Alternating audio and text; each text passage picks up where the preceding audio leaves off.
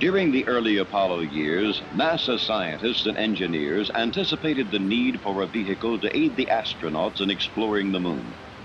It was expected that bulky spacesuits, limited life supplies, and other inherent weaknesses would decrease man's mobility on the lunar surface. In 1964, with conceptual design of the Mobile Laboratory, or MOLAB, NASA began research on lunar surface vehicles. Over the next few years, an entire spectrum of vehicles was designed and studied. From these efforts came the knowledge that contributed directly to the development of the lunar roving vehicle. Its development required solution of many challenging technical problems for which there were no precedents in terrestrial vehicle design and operation. For example, the lack of an atmosphere on the moon, the extremes of surface temperatures, plus or minus 250 degrees Fahrenheit, the very weak gravity, 1/6 of Earth's, and the many unknowns associated with the lunar soil and topography. All these factors imposed severe and unique requirements on the LRV.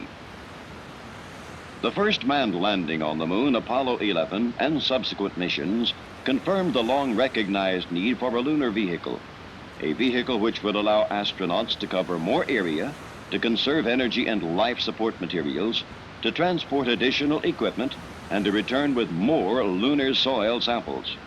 For even before these practical demonstrations, in May of 1969, NASA decided to proceed with the design and development of a lunar roving vehicle. The LRV would be a two-man, four-wheeled vehicle, 10 feet 2 inches long, 44 inches high, with a 7.5-foot wheelbase, weighing 460 pounds Earth weight, and capable of carrying a total payload of 1,080 pounds.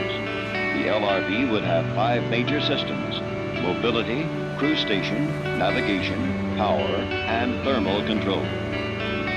The mobility system, which must be able to cross 12-inch high obstacles and 28-inch diameter craters, consists of the wheels, traction drive, suspension, steering, and drive control electronics.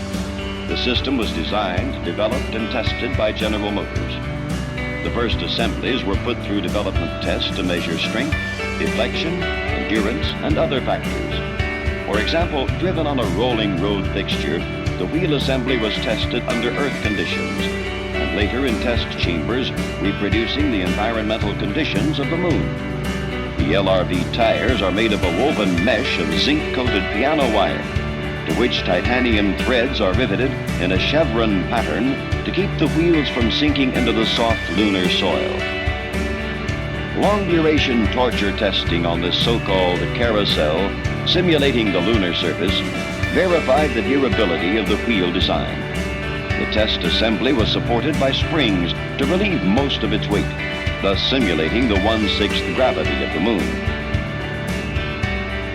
A mobility test unit was used in early phases of development to validate the LRV mobility system. The astronauts participated, as they did in all aspects of LRV development.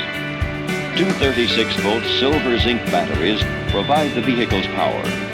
Each wheel is individually powered by a 1/4 horsepower electric motor. A highly efficient harmonic drive system, originally developed by the U.S. Shoe Machinery Corporation for other purposes, is used with each motor, eliminating the need for a transmission and its gears. The suspension consists of a damper or shock absorber supported by triangular arms that pass the suspension loads to torsion bars. Other systems were also being developed. For example, a simple navigation system, which would allow astronauts to drive beyond sight of the lunar module and yet be able to return to it by the most direct route. The system works by recording direction and distance traveled from a starting point. In order to assure the proper physical relationship or interface between the vehicle and the astronauts in their pressurized spacesuits, several so-called crew station reviews were conducted.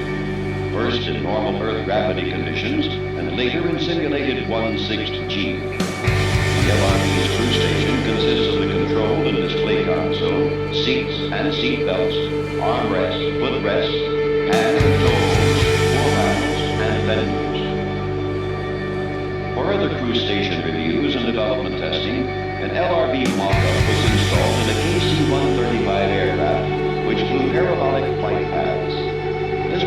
brief periods of low gravity, simulating lunar conditions. One example of these trials was the initial difficulty in getting on and off of the LRV. Initially, the simple toll was astronaut team proved to do the same. Another interface problem was the design of control switches, which could be easily manipulated by a gloved hand. Similar problems were involved in operation of a designed to hand control multi-mission Unity astronauts, which provides superior speed and banking commands to the vehicle's drive control, electronics, and mechanical brake system. A major milestone in the Lunar Roving Vehicle Development Program was delivery by General Motors of the 1G trainer vehicle to be used for astronaut training. Though heavier and stronger than an actual moon rover, since the crew and equipment weigh 6 times more on Earth, the trainer was practically identical in size, shape, and handling characteristics. One simple difference was the use of ordinary pneumatic rubber tires because of the extra weight of the vehicle.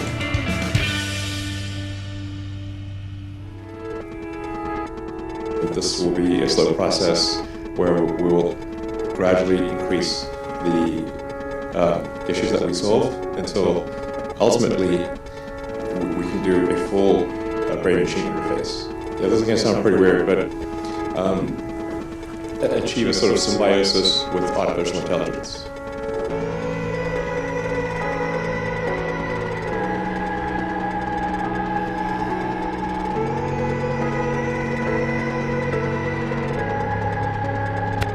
But I think with a high bandwidth brain-machine interface, I think we can actually go along for the ride. And we can effectively have the option of merging with AI. And this is extremely important. I think like we talk about AI being potentially the last invention that we have. I think that high-bandwidth BMI might be like really the first invention in many ways of like the next chapter of And he had power to give life unto the image of the beast, that the image of the beast should both speak, and cause that as many as would not worship the image of the beast should be killed. And then the interface to the chip is wireless. So you have no wires plugging out of your head. Very, very important. It's basically Bluetooth to your phone. But we'll have to watch the App Store updates for that. Make sure we don't have a driver issue.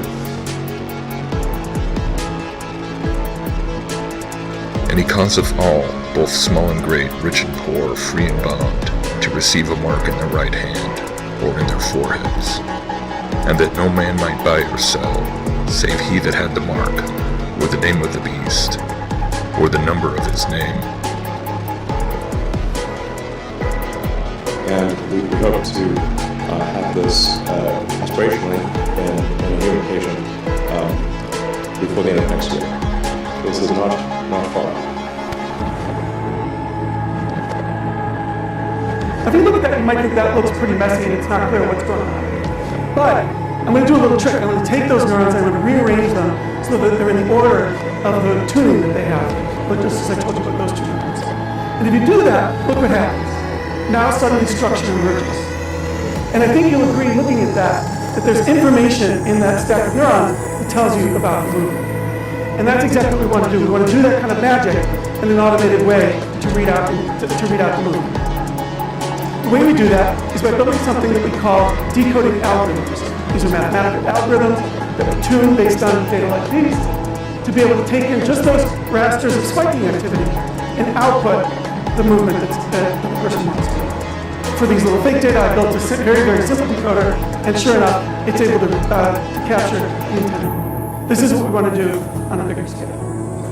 That even if you're not actually making the movement, even if you're just thinking about the movement, or even if you're watching someone else make movement, the cells in motor cortex respond in a similar way.